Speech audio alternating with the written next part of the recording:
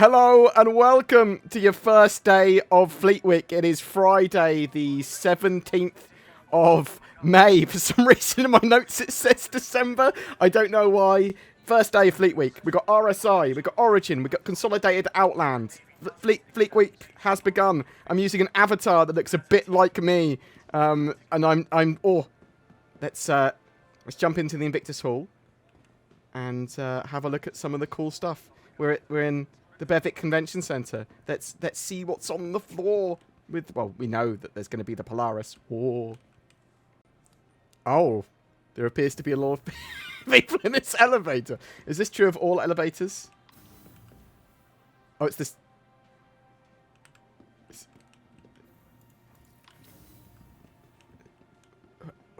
What?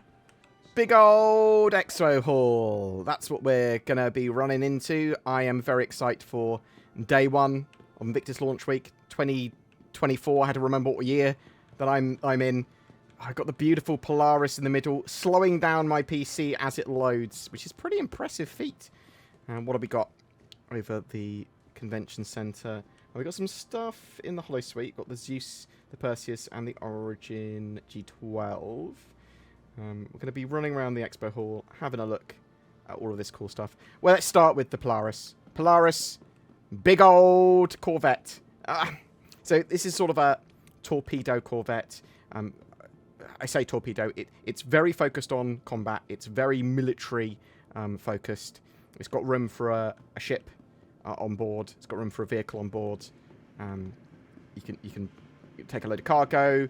It's going to take a good amount of crew. It's not flyable in this patch yet, but it is flying around with the UE fleet. And I think just a lot of people are going to be excited to see it in-game. It should be in-game in players' hands by the end of the year. It is... Oh, so...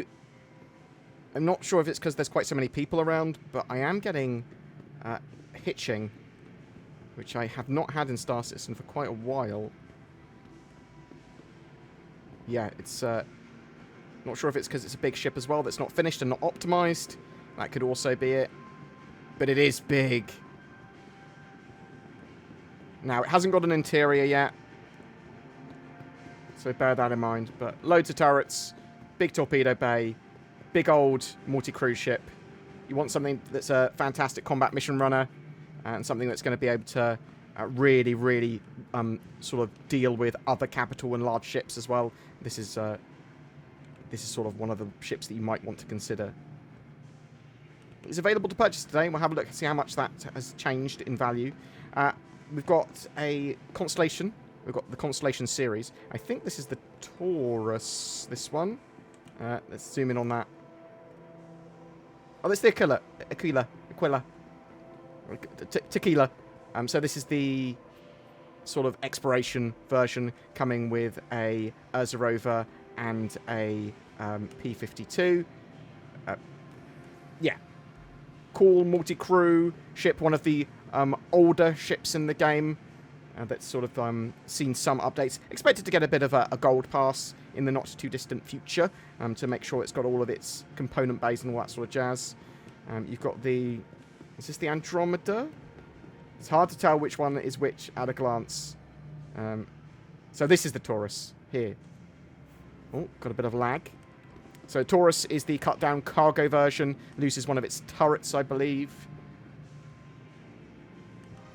It doesn't come with that P-52 sort of little docking bay that the others come with. But if you want a cheap, stripped-down version of the Constellation, then it's a great idea.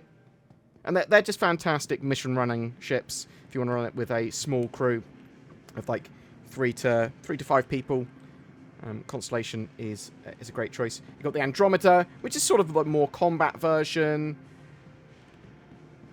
And we've got the Phoenix, which is the luxury version, which has like a little onboard spa and a bar and that sort of stuff going on with it. Very high-tech. Constellation Phoenix is on sale in waves. It is a limited hull ship.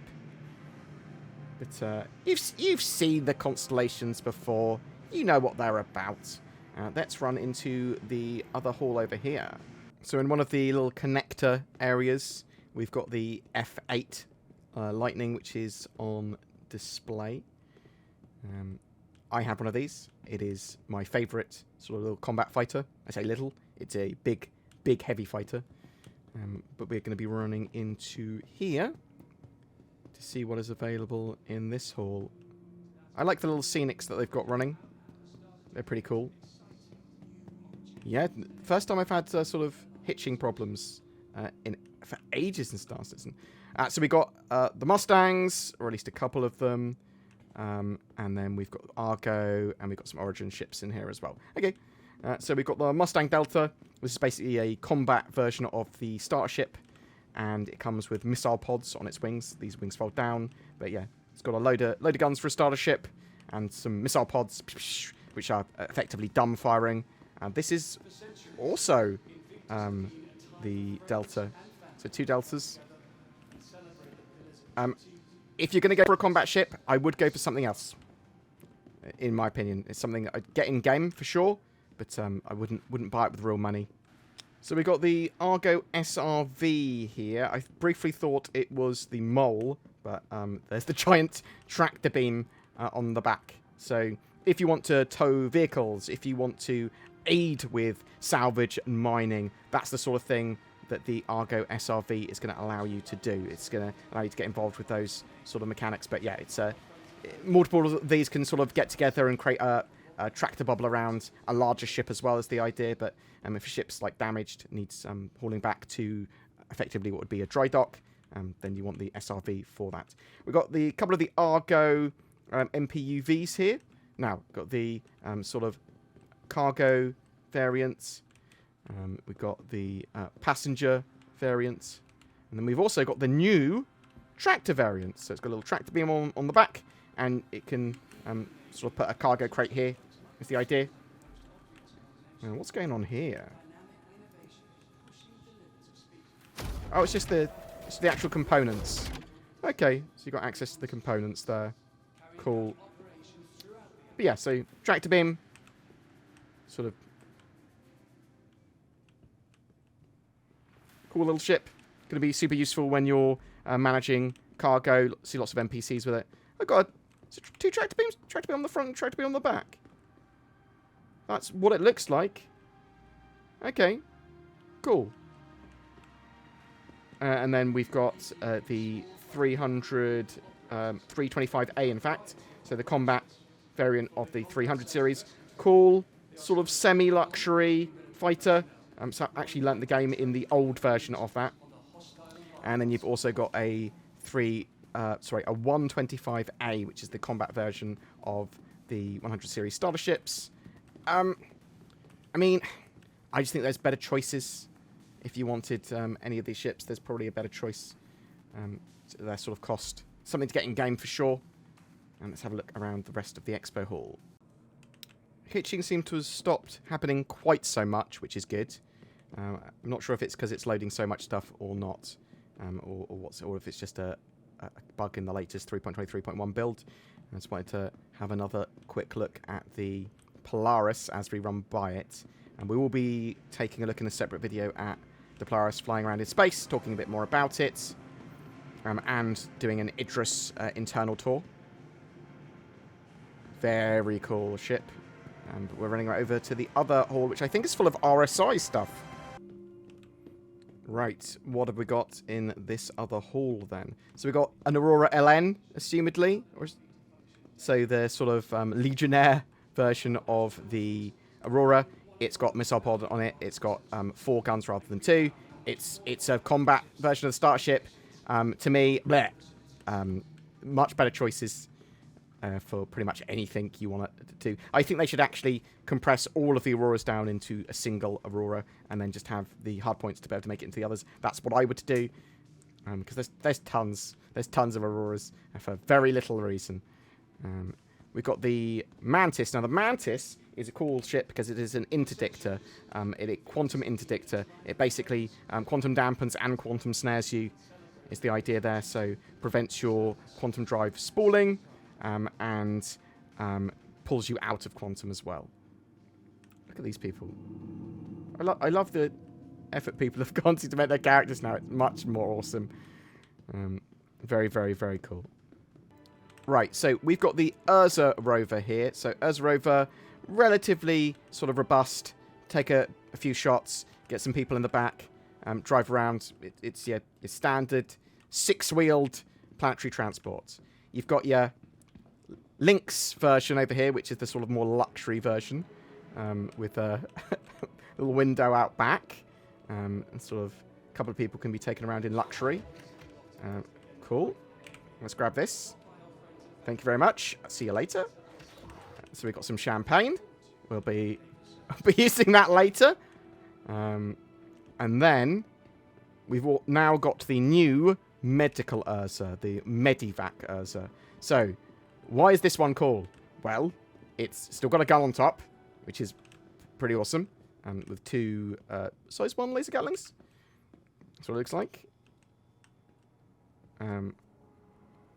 And we also have a medical console and medical bed.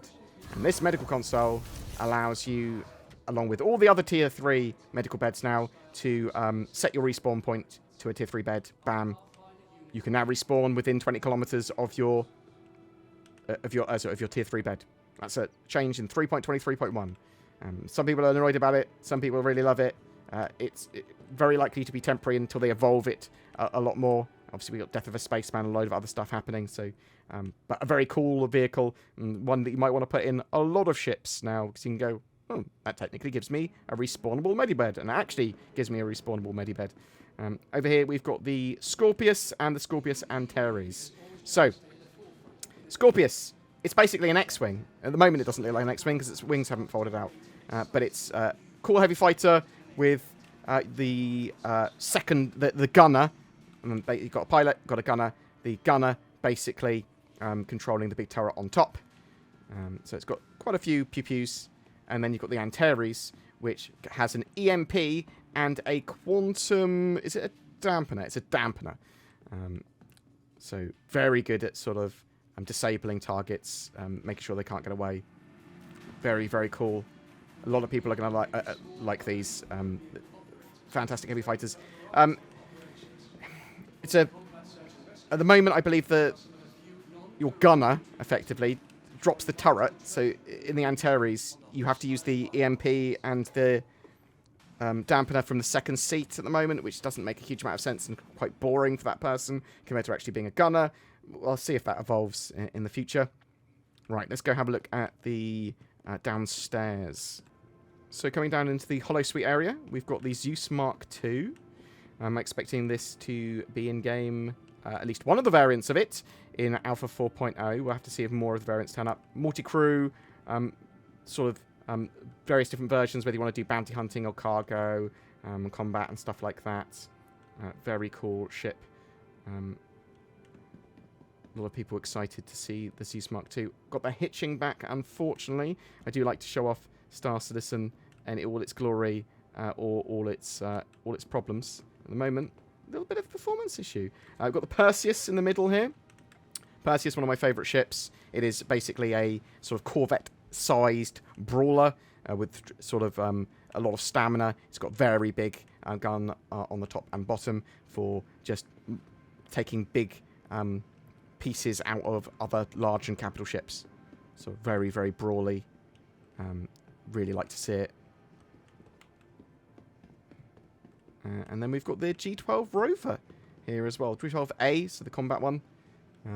People are always sort of like asking when things like the Perseus and the G12 are going to be in game. At some point. Don't know if they're going to be in this year. We know they're working on a load of RSI ships at the moment, so I might see the Perseus by the end of the year. More likely next year, but we'll have to wait and see. Let's check out the website and see what is available there. Shame if other people are having hitching problems. It might just be me. But hopefully it's solved by tomorrow. I'll fiddle around. we're going to be checking out the RSI website to see what's available from the different manufacturers and what sort of cost.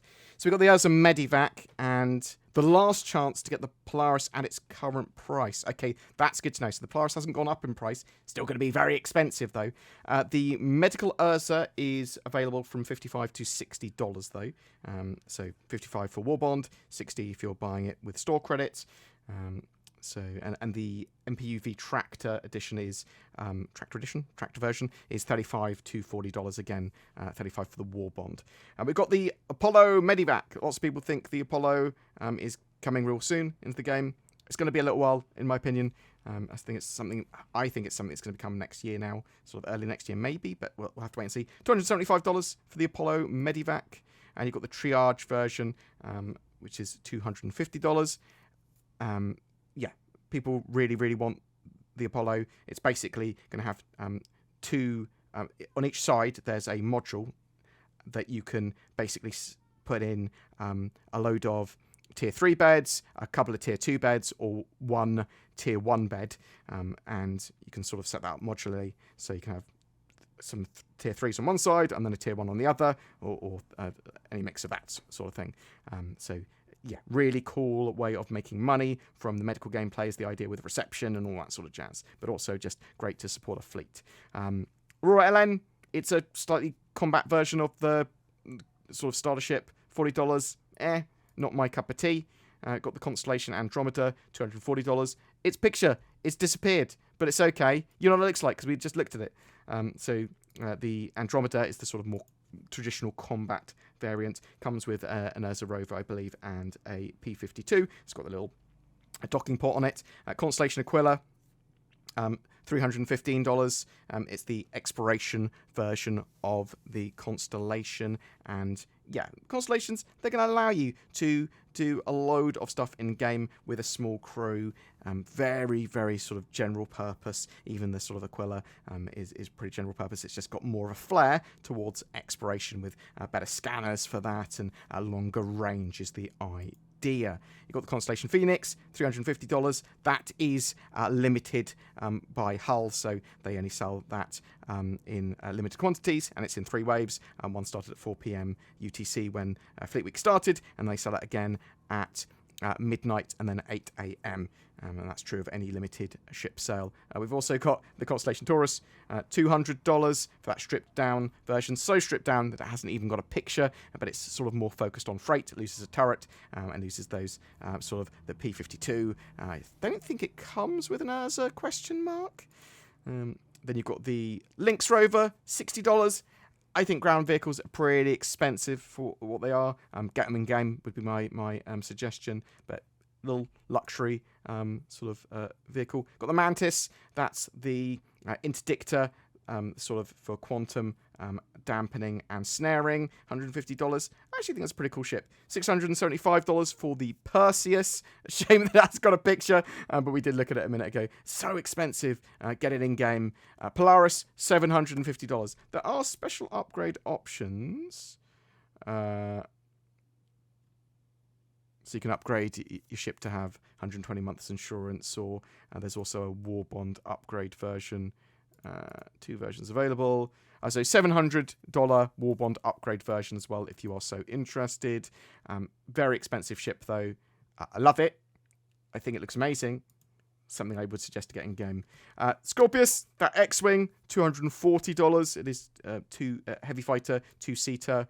The Antares, $230. It sort of drops its turret to have a that snare, the dampener and EMP.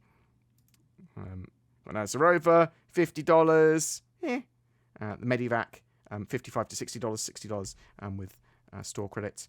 And then you've got your Zeus Mark II MR, the Mark version, which is the bounty hunting interdiction version, $190. I actually think that's quite a good price for the Zeus Mark II.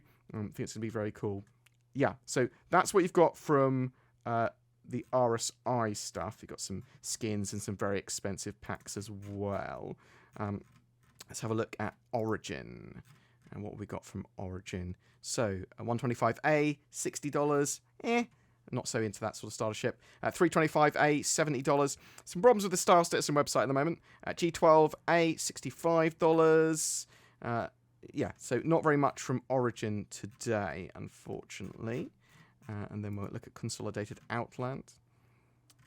Mustang Delta, $65. We looked at that. I think that's all it is from Mustang today. And then you've got from Argo, you've got that MPUV tractor. So you've got the MPUV cargo, $35. The personnel carrier, $40. The tractor, $40, but $35 if you're getting it with the with Warbond without store credit. And then you've got the SRV, that recovery sort of big tractor beam, big tractor array ship, $165. Quite expensive, but very cool. And yeah, and that's kind of all that's available for today. Weird that the RSI website's having problems. I suppose a lot of people are online because it's free fly event as well. So you can try Star Citizen for free. You get a Avenger Titan to use, and you can rent all of those ships and vehicles that we saw on the ship floor. Not the Polaris, but it's getting there.